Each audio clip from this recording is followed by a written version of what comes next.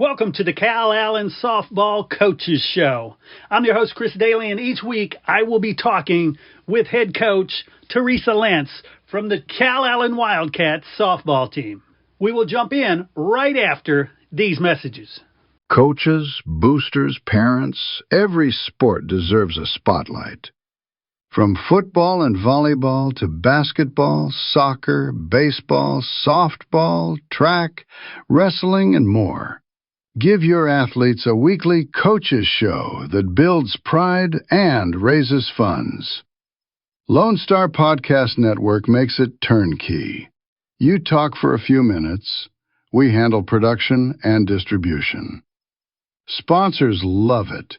Families share it. And your program benefits.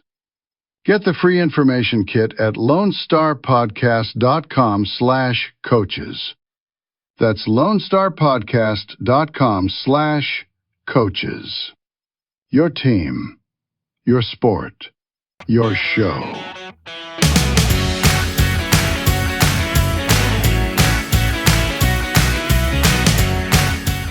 All right, welcome back to the Calallen Softball Coaches Show with Coach Teresa Lentz. Coach, how are things going? Things are going good. We had a good weekend last week, so yeah, we'll take it.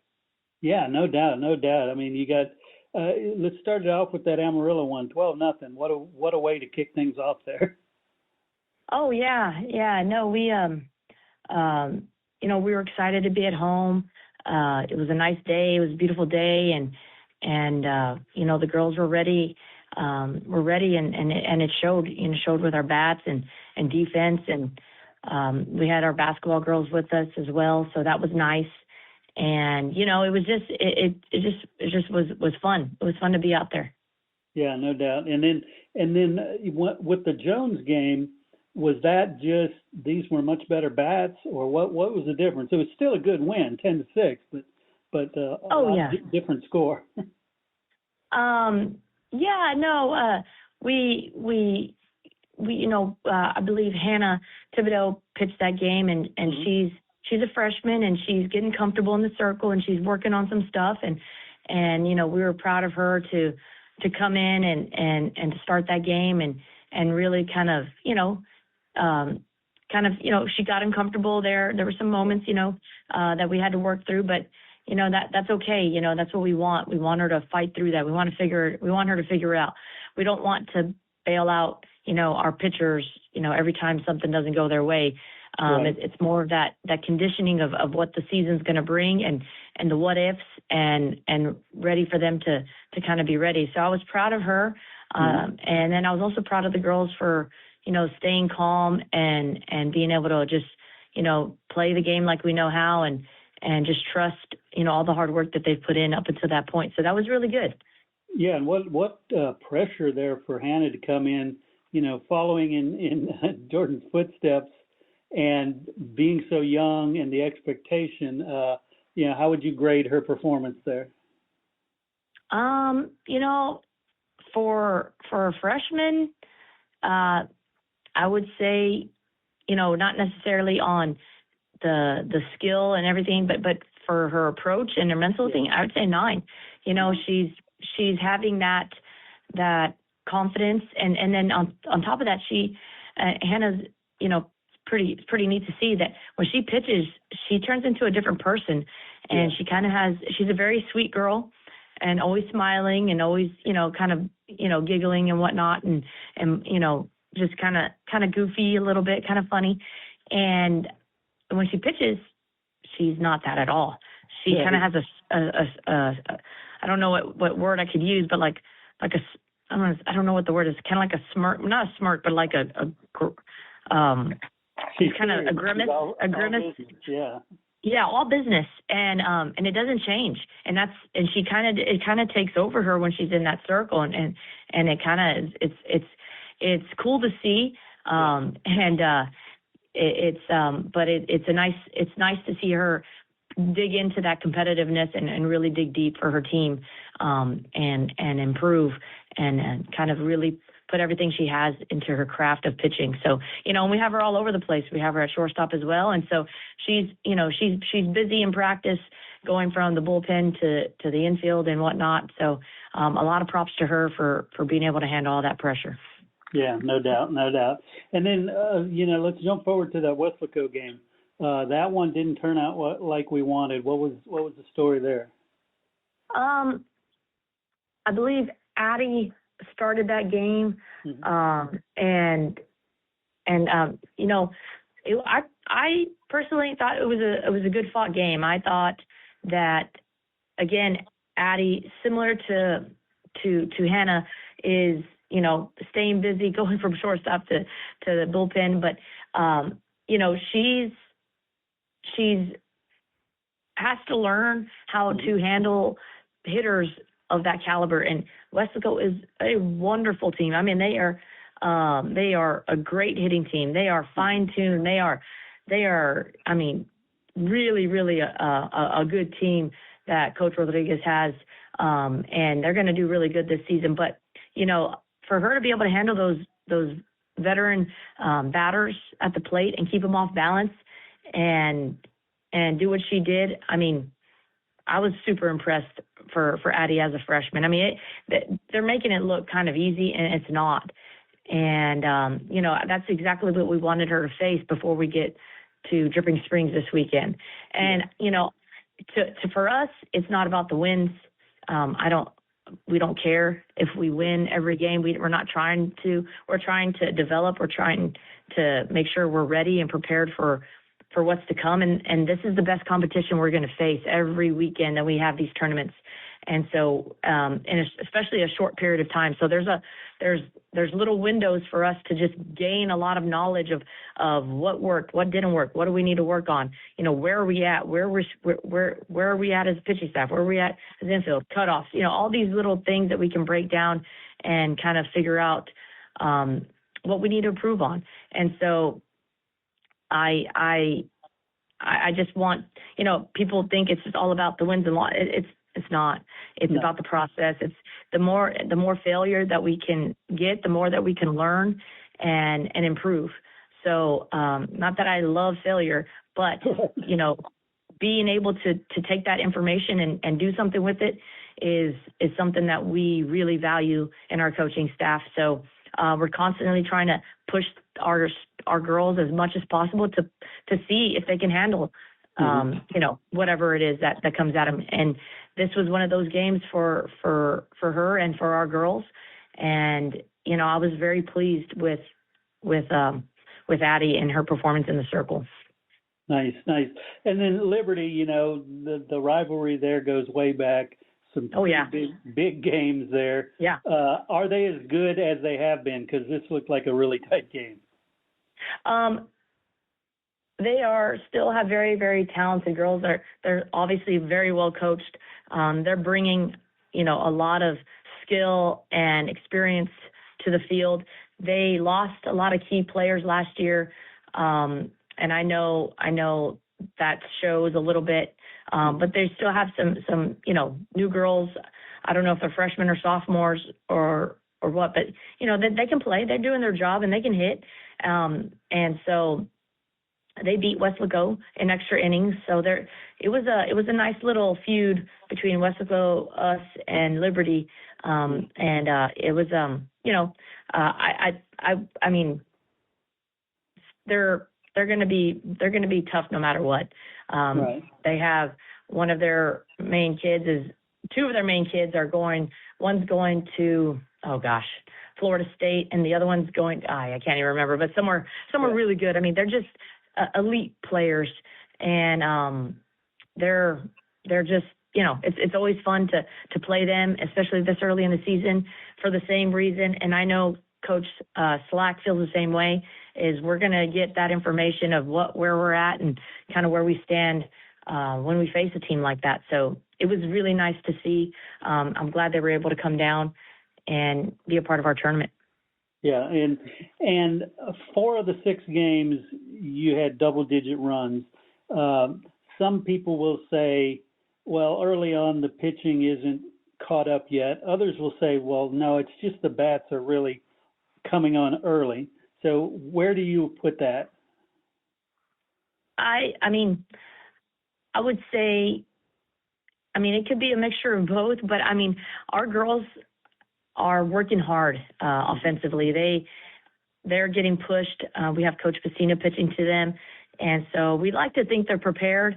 I think, I think this next weekend's going to be even a bigger window of what we're going to be able to see where we stand with some of the pitchers. And we tell the girls, the pitchers have the advantage right now. We're still getting our timing and whatnot this early in the season, but hopefully things are going to start to level out a little bit, and we're going to our timing with outside pitches and changeups and whatnot will be there. And I know this weekend we're going to be facing faster pitching. So hopefully, we're getting our hands inside of fast pitchers and being able to drive that inside pitch or whatever pitch, and hopefully lay off some rise balls and all that other, stuff. Yeah. So we're a little more, kind of settled in the batter's box and excited for the challenge to come this weekend. Nice. And let's talk about these upcoming games. But between now and when we talk again, you're going to have 7 games. What can the fans expect out of there? Well, they can expect to see some great softball. I think we're starting off with Smithson Valley, who I believe was in the state semifinal last year, and in 5A, what is it, 5A or 6A? 5A. Yeah. And then we're going from them to Prosper, and then Bridgeland, and then Canyon, and then we'll play Dripping Springs and Georgetown to finish it off on Saturday. And both of those all of those schools, if I'm not mistaken, if you look at the Max Preps players to watch, I think almost every school that we're playing this weekend has a player to watch that is somewhere on one of those teams that we're facing this weekend. So that's what we want. We want to face the best of the best, and we want to be in there and do what we do and show everybody what we got and have fun. Hopefully we can have some fun doing something in Austin and get a little team bonding this weekend. Where, I don't know yet, but we're going to do something fun. I love it. And let's talk about the health of the girls. How is everybody? I think we are, tournaments kind of run you down a little bit. It's a lot of games in a short period of time. I wouldn't say that, everybody probably feels 100%, but I think we're okay and just kind of we're hurt, but we're not injured. And so, just trying to make sure we're taking care of our bodies and ready for this next weekend, because it's a grind. It's this weekend and then, another weekend after that. I mean, it's going to wear on the girls. So hopefully, we can continue to take care of ourselves and we will, we're trying to balance between, having our basketball girls and not having our basketball girls. So, it's a lot on the girls. And so we're, they're all over the place. We have so many girls in different sports. So, they're pushing themselves and that's a great thing, but it's also something that we have to be mindful of with everyone. Right on. All right, so now we're going to do the Downtime Services Player Spotlight. If you could, Coach, tell us about our Spotlight player today. Okay, well, we have the honor of having Kaylee Lopez. Kaylee Lopez is kind of the epitome of Calallen softball to me. She's going to work her tail off. She's going to give everything she has. She's not going to complain, and she's going to be very skilled when she does it. She has this fight about her that most people wouldn't know about if just, just meeting her or whatnot. I'll be honest, it's what separates her from everybody else around her. She doesn't give up, and she'll work her tail off to make sure she's where she needs to be. And so, and she's always been this way since she was a freshman. And, we've had some pretty good teams, when she was an underclassman. And unfortunately for her, she never really always got those opportunities to show everything she had. If she went to any other school, she would have been a 4-year starter. But for us, unfortunately, she had to kind of sit back and wait her turn. But man, last year when she had her opportunity to step up and step into that second baseman position, she did that for us. And so I just love Kaylee. I love everything she brings to our team, and we're going to miss her next year. But I don't want to talk about that right now. I love it. I love it. Kaylee, welcome to the show. Hello. How are you doing? I'm doing fine. How are you? I'm doing great. I always like to ask the girls if you've got a nickname, either just in general or among your teammates. Not really. I mean, some people call me Kay from like when we were little, but no, not really. I got it. And what about when you're at bat, your walk-up song? Oh, I do not have one yet. We need to get on that. Yeah, we do. Yeah, y'all need to work on that. How about music in general? What do you listen to? Mostly, I guess rap. Okay. Any favorite artists? No, not really. I usually just listen to whatever. Whatever is on my playlist. There you go. What about other sports that you play? I do track. Oh, nice. And what do you do in track? I throw shot put. Sweet. Looking over the last weekend of games, what's one of your biggest memories from the last few games? Probably playing Liberty because, that's like our biggest competitor since we played them at state. I love that. And if you could play anybody, if you could play catch with anybody, living or dead, who would it be? Probably our principal, Miss Ness. She's always out there, so I want to see how she can hang. Catch. Yeah. I love it. What about any favorite food that you have? I'd probably say sushi. I've always liked sushi. Nice. And how about when you get out of high school and move on, what are your plans career-wise? I want to go and be a radiologist technician. Really? I've always wanted to do that, so I think it'll be tough, but it'll be good. Nice. And what made you want to do that? That's not one that I hear a lot. I don't know. I think it just has every time I would go to the doctor and I'd always see them x-raying, I was like, well, that's cool, so I guess I'll try that.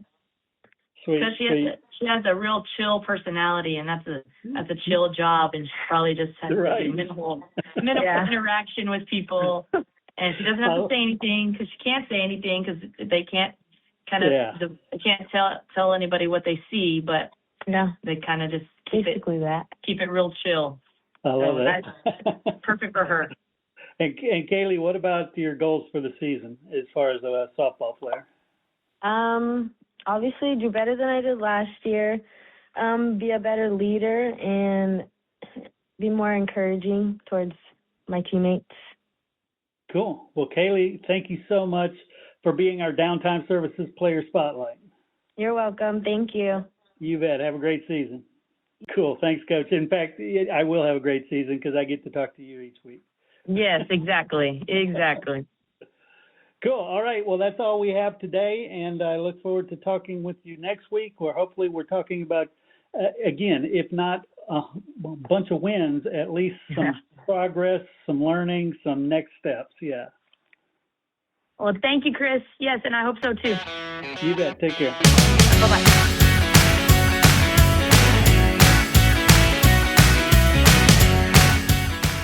We also need to thank Downtime Services. Downtime Services offers specialized on-site field machining services that maximize your uptime without sacrificing quality.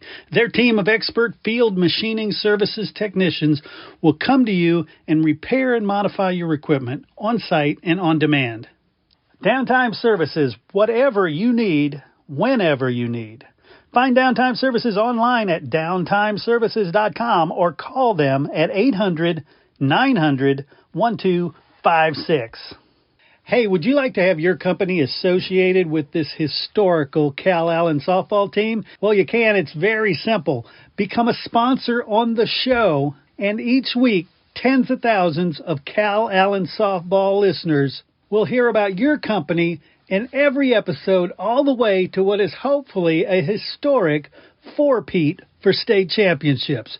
Give a call to 713-269-4620, and we'll let you know how you can get your company associated with this amazing team. That's 713-269-4620. Hey, once again, I want to thank you for tuning in and listening to the Calallen Softball Coaches Show.